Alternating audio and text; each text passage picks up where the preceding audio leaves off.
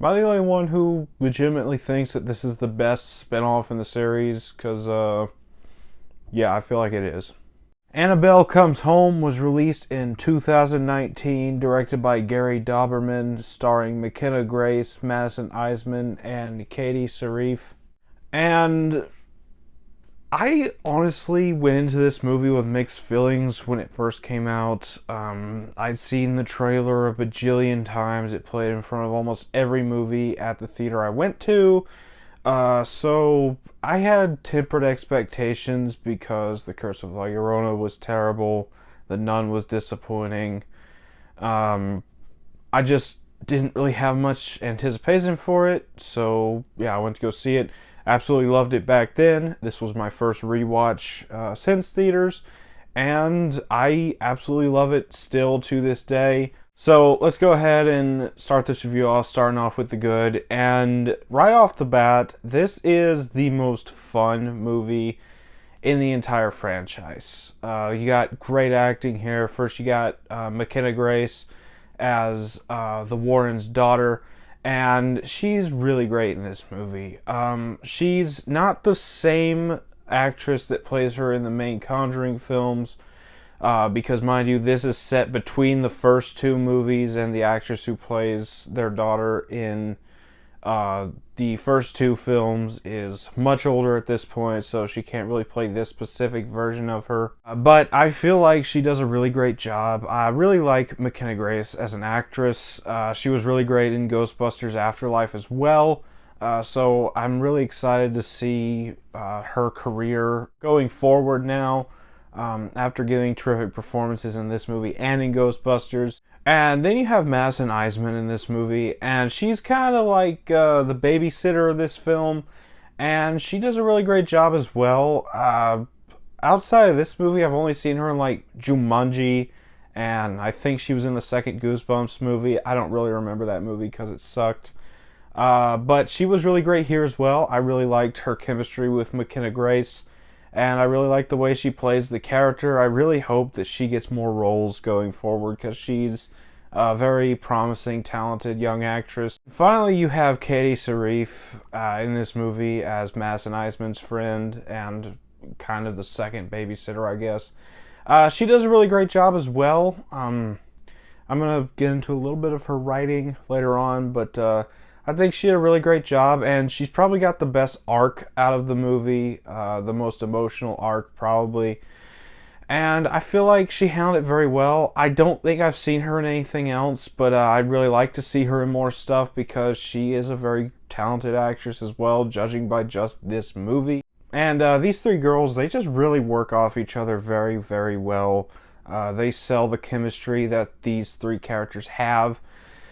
And I really love the character development that all three of them get. And in a movie as over the top and ridiculous as this is, it's really nice to see some really great character development for all three of the characters.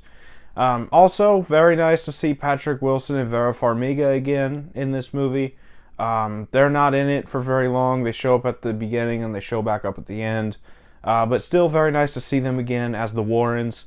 And the main story here, like I said, it's just an absolutely ridiculous plot where Annabelle gets loose and possesses everything in the artifact room, and it pretty much turns into a horror version of Night at the Museum. That's literally what this movie is, and honestly, I just love it all the more for it because it knows what it is, it knows it's ridiculous, it knows it's stupid, and it just goes for it. It owns what it is. And I love it when a movie does that. It doesn't try to take itself seriously. It doesn't try to play it all with a straight face.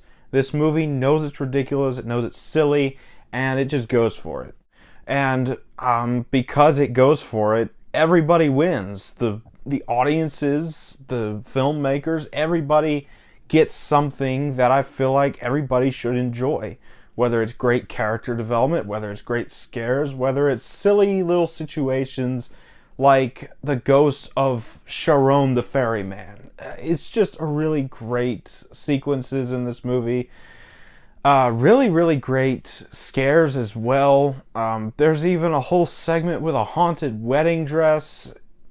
None of this stuff actually happened, but it's just such a great setup and Great sequences.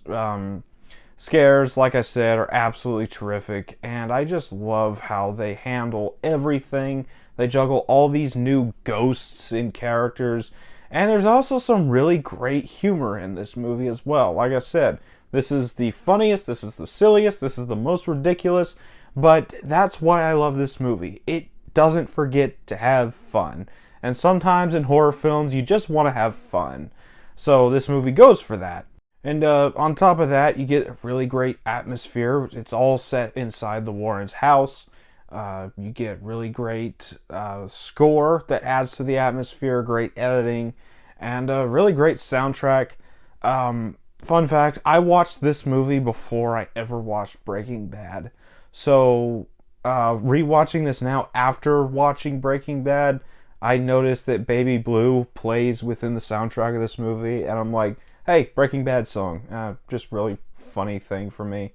But yeah, that's about all for the good. On to the bad. And there's one thing that just always kind of gets to me, I guess. The handling of Katie Saarif's character. She does a great job, and I think she has a great arc. But they make her unbearably stupid in the first half of this movie. Like, you go into this room filled with haunted artifacts. It should be common sense not to mess with anything. And she touches every single thing in this room. Like I said, I love the character, I love the actress, and I love the arc she goes through. But that was extremely stupid, even for a horror movie. But that's about all I have for the bad. On to the final thoughts. I love this movie. I don't get why people think this is one of the weaker of the Conjuring films. I really don't get the people who think that The Curse of La Llorona is better than this movie. I've seen people say that. I love this movie. Annabelle Comes Home is the most fun out of the entire franchise for me. It's got some really great atmosphere, great scares, and it's a lot of fun, and I'm going to give it a 9 out of 10. So that's my thoughts on Annabelle Comes Home. Have you seen this movie yet? Let me know down in the comments what you thought about it if you have. And as always, if you enjoyed this video, don't forget to like, comment, subscribe, and I'll see you all next time.